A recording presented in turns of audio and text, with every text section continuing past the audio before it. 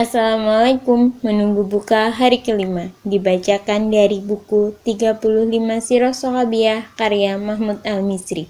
Aisyah binti Abu Bakar radhiyallahu anha.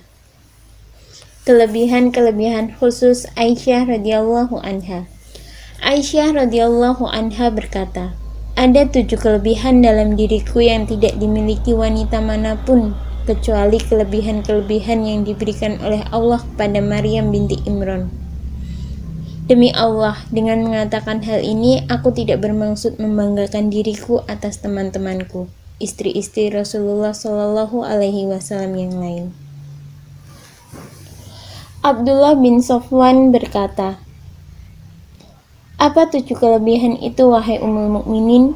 Aisyah menjawab, malaikat membawa gambarku dalam mimpi kepada Rasulullah Shallallahu Alaihi Wasallam. Rasulullah Shallallahu Alaihi Wasallam menikahiku saat aku berumur 7 tahun, lalu diserahkan serumah dengan beliau saat berumur 9 tahun. Beliau menikah denganku saat aku perawan, dan itu hanya beliau lakukan denganku. Wahyu turun kepada beliau saat beliau berada dalam satu selimut denganku. Aku adalah orang yang paling beliau cintai, dan aku juga adalah putri dari orang yang paling beliau cintai. Allah menurunkan ayat-ayat Al-Quran karena aku, di saat semua orang nyaris celaka karena kasusku. Aku melihat Jibril dan tidak satu pun dari istri beliau yang pernah melihatnya. Rasulullah Shallallahu Alaihi Wasallam meninggal di rumahku, dan saat itu tidak ada orang yang mengurusnya kecuali aku dan malaikat. Abdurrahman bin Abdahha menyatakan bahwa Abdullah bin Sofwan pernah menemui Aisyah.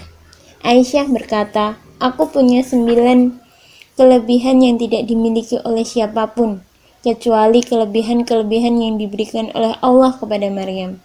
Demi Allah, dengan mengatakan hal ini, aku tidak bermaksud melebihkan diriku atas teman-temanku, istri-istri Nabi Shallallahu Alaihi Wasallam yang lainnya. Ibnu Sofwan bertanya, apa kelebihan-kelebihan itu? Aisyah radhiyallahu anha berkata, Jibril membawa gambarku kepada Rasulullah Shallallahu Alaihi Wasallam dalam mimpi, lalu beliau menikahiku. Rasulullah Shallallahu Alaihi Wasallam menikah denganku saat aku perawan. Beliau menerima wahyu ketika sedang berada dalam satu selimut denganku. Aku juga adalah orang yang paling dicintai oleh beliau.